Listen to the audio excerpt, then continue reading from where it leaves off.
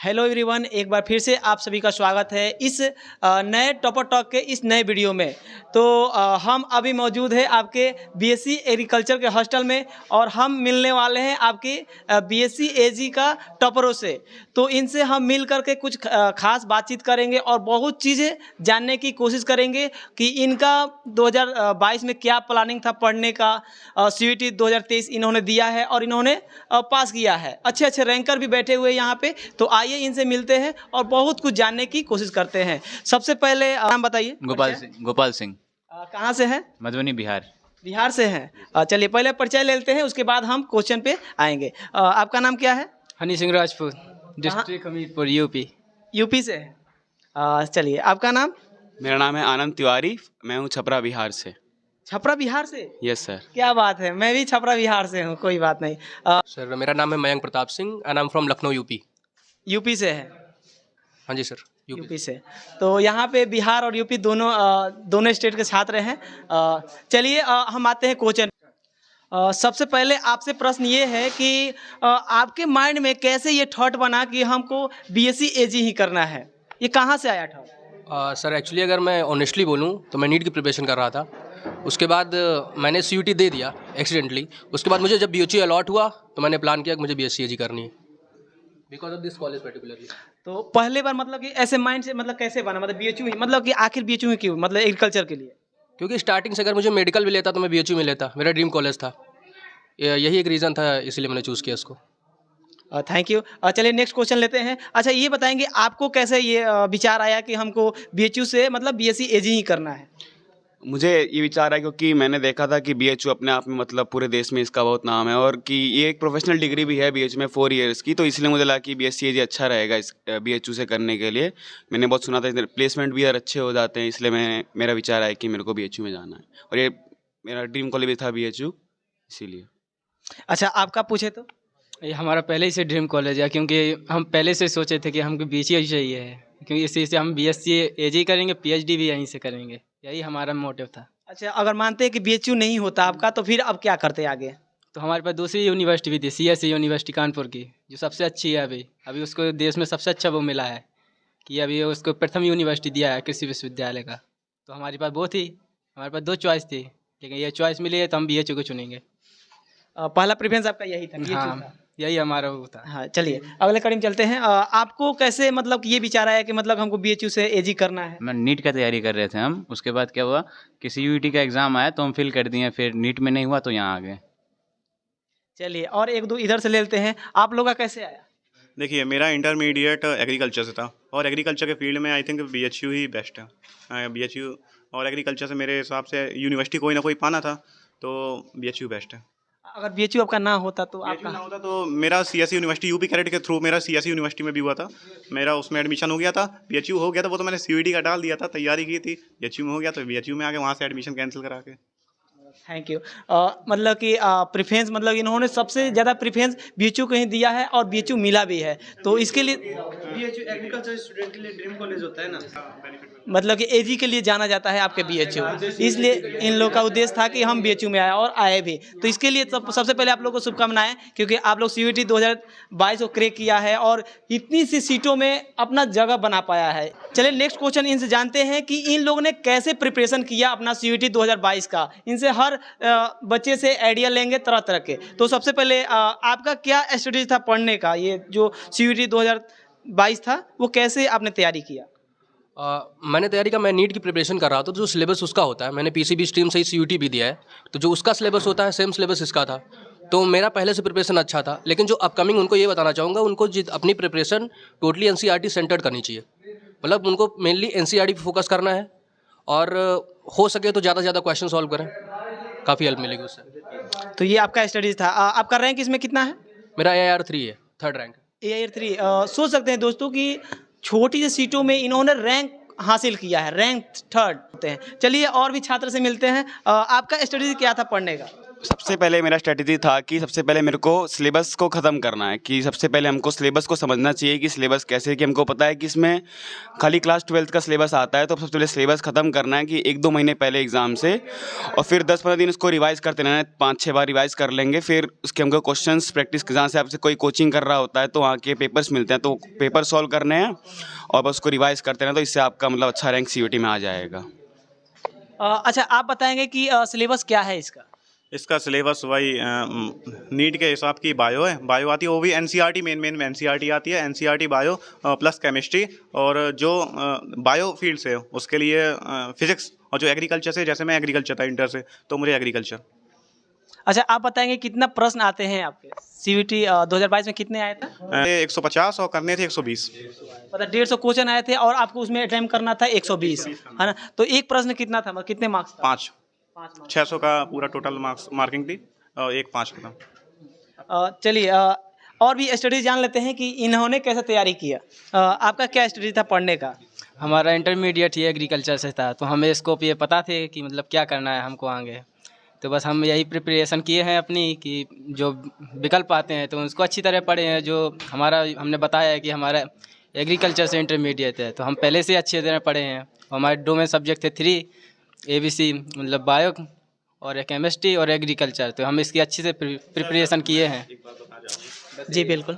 Sir, जो मैं कहना चाहता हूँ, जो बंदा एग्रीकल्चर से है उसको बहुत मेहनत की ज़रूरत है, प्लस वो PYQ सॉल्व करे। जो प्रीवियस ईयर के क्वेश्चन है ना, प्रीवियस ईयर्स के क्वेश्चन मोस्ट इंपॉर्टेंट है, क्योंकि मुझे पता है, मैं एग्रीकल्चर से था, मुझे पता है मुझे कितनी मेहनत लगी है। एग्रीकल्चर वाले बंदे को आने में बहुत मेहनत लगती है, इसलिए मैं कहना चाहूँ एग्रीकल्चर वाले को वो PYQ सॉल्व करे, प्लस NCERT तो कंपलसरी है, NCERT bio plus chemistry, NCERT के बाहर ना जाए, और मोस्टली PYQs। मतलब कि अगर बुक और पूछे, मतलब कि मानते हैं जो तैयारी कर रहे हैं बच्चे, वो कौन सा आप लोग बताना चाहेंगे कि जो आप लोग तैयारी किए होंगे उससे काफ़ी हेल्प हुआ होगा वो बुक?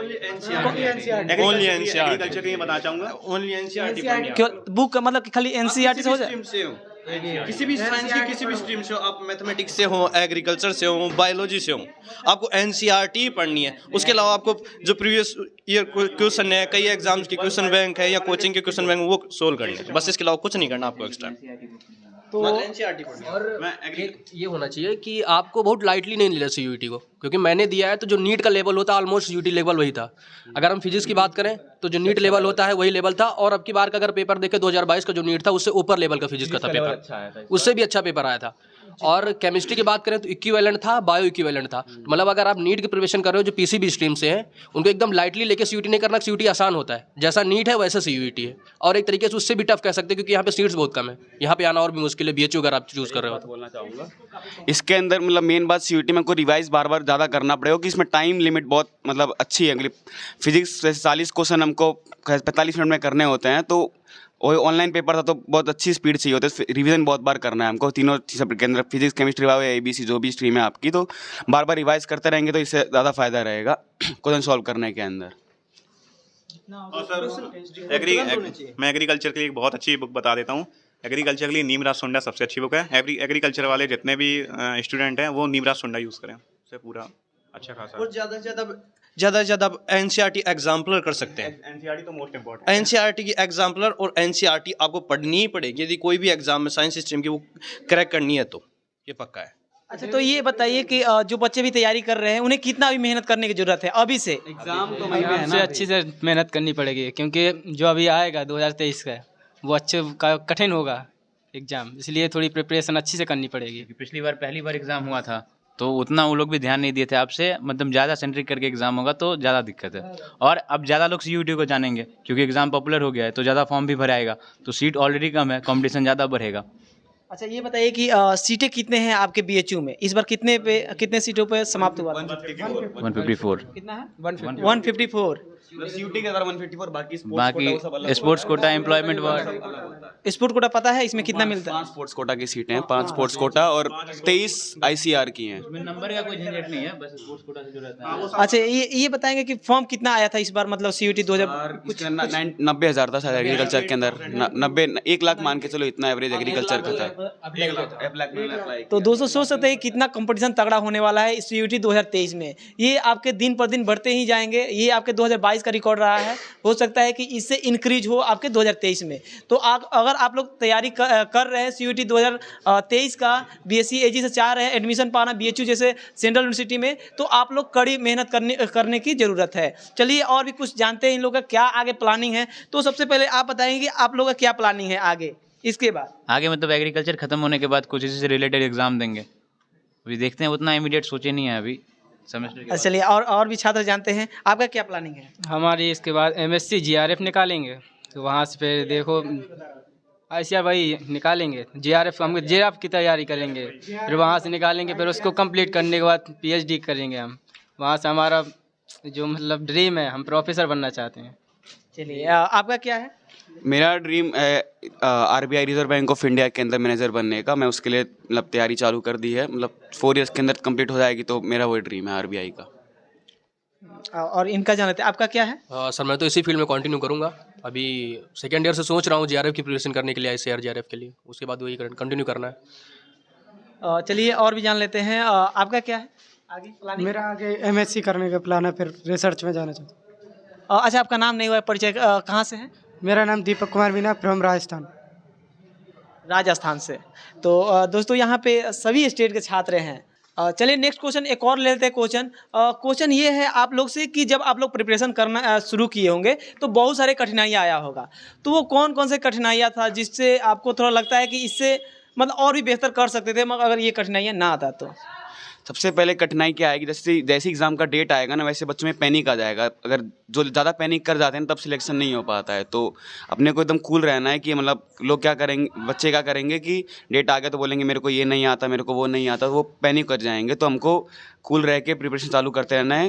हाँ, पैनिक नहीं करना है, बस कूल रह के करते रहना है। जैसा होगा वैसा देखा जाए एग्ज़ाम के अंदर। ऐसा सोचना नहीं है कि नहीं हुआ तो क्या होगा, फिर क्या होगा, ऐसा सोचना नहीं है। जाके दाना शांति से एग्ज़ाम देना है, फिर रिजल्ट देखना है, बस इतना ही है। Thank you. दोस्तों समझ सकते हैं कि आपको थोड़ा धैर्य बनाना होगा। अगर आप धैर्य से पढ़ते हैं, माइंड कूल होकर पढ़ते हैं, तो हर चीज़ संभव है, घबराने की कोई ज़रूरत नहीं है। चलिए एक और जाते जाते लास्ट प्रश्न ले लेते हैं। प्रश्न ये रहेगा कि जो बच्चे प्रिपरेशन कर रहे हैं उन लोगों के लिए आप लोग क्या संदेश रहेगा, क्योंकि आप लोग BHU में आ भी चुके हैं, हर चीज़ यहाँ के जान चुके हैं, तो उन लोगों को कैसे तैयारी करनी चाहिए, इस पे आप लोग क्या संदेश रहेगा। हम लोग ये बताना चाहिए मतलब जितना भी है, मतलब अगर बोर्ड के लिए पढ़ना है उतना काफ़ी है, लेकिन आपको अगर चाहिए कि मतलब कोई मतलब ज़्यादा है तो बोर्ड के लिए जितना पढ़ना उतना काफ़ी है। थोड़ा और मतलब ध्यान से देखिए, क्योंकि CUET के लिए आपको ज़्यादा मेहनत करने का इतना कुछ मतलब ये नहीं है, लेकिन है कि मतलब थोड़ा सा ये रहता है कि ज़्यादा घबराए नहीं, और बोर्ड के लिए जितना है काफ़ी है। आपके अनुसार। देखिए मैं एग्रीकल्चर वाले लड़कों को बताना चाहूँगा, क्योंकि एग्रीकल्चर वाले को बहुत प्रॉब्लम होती है यहाँ तक आने में। नीट वाले सब भरे हैं यहाँ, एग्रीकल्चर वाला बहुत ही कम आ पाता है, और एग्रीकल्चर वालों के लिए तो ये ड्रीम यूनिवर्सिटी है। नीट वाले जो हैं बहुत हैं, यहाँ 90% है ना वो नीट के बाई प्रोडक्ट हैं, सब नीट वाले आए हैं। एग्रीकल्चर वाला यहाँ नहीं आ पाता, बहुत ज़्यादा मुश्किल होती है। अब हमारे बैच में समझ लीजिए मुश्किल से 15 लड़के हैं एग्रीकल्चर के। 200 का बैच होगा तो 15-20 होंगे एग्रीकल्चर के। तो एग्रीकल्चर वाले को मैं ये कहना चाहूँगा कि अपना इंटर से ही अपना केमिस्ट्री और बायो का लेवल बढ़ा दे। बायो का लेवल नीट के हिसाब से पढ़े अपना। ऑनलाइन आजकल हर चीज़ अवेलेबल है, ऑनलाइन कोर्स देख ले, और नीट के लेवल का पढ़े, तभी वो इस CUET में कर सकता है, आगे बढ़ सकता है। और एग्रीकल्चर के लिए तो वही बेसिक बुक है नीमराज सुंडा, उससे पढ़ ले बस।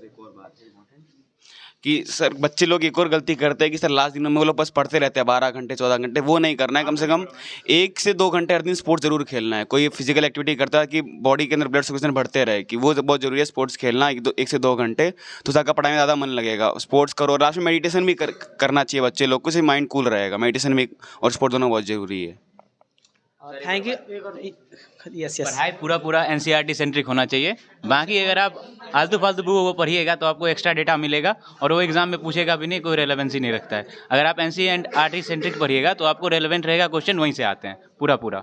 तो जितना NCERT सेंट्रिक रहेगा उतना अच्छा रहेगा। अच्छा चलिए एक और प्रश्न लेते हैं। ये बताइए कि जब आप लोग एडमिशन में आए तो क्या सबको हॉस्टल मिलता है? सबको होता है? सबको हॉस्टल ही नहीं मिलता है, जिसके मार्क्स अच्छे होते हैं उन्हीं को मिलता है। कितना आपके कितना सीटें हैं? हॉस्टल की हाँ 60 ओनली 60 सीट है वो हॉस्टल में। और तो इसमें 80% वेटेज तो आपके मार्क्स का होता है और 20% वेटेज डिस्टेंस का होता है। तो जिसके अच्छे मार्क्स अबाउट 500 है उसको तो हॉस्टल मिल जाएगा लगभग। उसमें से 10 सीट ऐसे ले जाएंगे, 2 स्पोर्ट्स कोटा और 6 कुछ जैसा है हेल्थ में, इसलिए मतलब 60 भी पूरा वो नहीं है। स्पोर्ट को भी मिलता है। पीसी कैटेगरी, स्पोर्ट कैटेगरी, इनके लिए तो फिक्स है सीटें, इनको मिलना ही है। सीटें आपको सीयूटी के द्वारा होटल मिल जाएगा, बाकी सब रिजर्व होती है, आईसीआर, स्पोर्ट्स कोटा और फिजिकल उसके लिए रिजर्व रहता है। 34 रहेगा। जनरल कैटेगरी उसका भी हाँ है। जनरल उसका जनरल कैटेगरी आप 34 का भी आप कर दो तो ऑलमोस्ट 17-16 सीट से जनरल 15 मान के जनरल का 15 सीटें रहेगा। ये अगर ये समझ लीजिए हॉस्टल चाहिए ना, तो या तो आपका डिस्टेंस अच्छा खासा होना चाहिए या तो आप टॉपर होने चाहिए। चलिए एक और बात बताइए कि आप लोग बीएचयू में आ गए, बहुत कुछ सोचे होंगे यहाँ पे, अब बहुत चीज़ मतलब जाने नहीं होंगे, तो अब आकर कैसा लग रहा है? मतलब वो सच में जो सोचे थे वैसा लग रहा है या नहीं? मतलब आप लोग यहाँ आके बहुत अच्छा महसूस होता है, मतलब हमारा ड्रीम कॉलेज है। सोचने से ज़्यादा उससे भी अच्छा लग रहा है कि मतलब जैसी हवा है इधर, मतलब बहुत बढ़िया है एकदम, हरियाली भी इतनी अच्छी है इधर, घूमने के लिए मस्त जगह है। अब आइए घूमे बनारस के अंदर, इतनी मस्त जगह है, महादेव की नगरी है एकदम, महादेव का आशीर्वाद रहेगा आपके ऊपर। कर लेंगे, मेहनत कर लेंगे, यहाँ आ जाएंगे तो आपको रिग्रेट नहीं होगा, क्योंकि आप सबसे बेस्ट प्लेस पे आ रहे हैं इंडिया के। मैं तो ये कहूँगा, मेरे अकॉर्डिंग ये सजेशन है, सबसे बेस्ट प्लेस है इंडिया का। जितना सोचा था उससे ज़्यादा स्ट्रिक्ट है यहाँ, बहुत ज़्यादा अच्छा है। दोस्तों वीडियो लंबा हो जाएगा, नहीं तो और भी कुछ जानकारी लेते। बाकी आई होप कि इससे आपको बहुत कुछ सीखने को मिला होगा। आप ये CUET 2022 के छात्र हैं, सभी रैंकर्स हैं, पूछा नहीं रैंकर्स की किनका क्या रैंक है, लेकिन सबका किसी का 2 है, किसी का 3 है, किसी का 4 है, ऐसे करके है। तो आप लोग सोच सकते हैं कि इन्होंने कैसे किस स्टडी से पढ़ा, किस माध्यम से इन्होंने क्या क्या चीज़ें देखा, क्या कठिनाइयों को झेला, जिसके माध्यम से इन्होंने BHU को क्रैक किया है। तो आई होप कि आप लोग भी तैयारी अच्छे से करते होंगे। अगर फॉलो करते हैं तो आप भी इनसे मिलने के मौका मिलेगा। बाकी थैंक यू सो मच, फिर मिलेंगे नेक्स्ट वीडियो में, तब तक के लिए जय हिंद।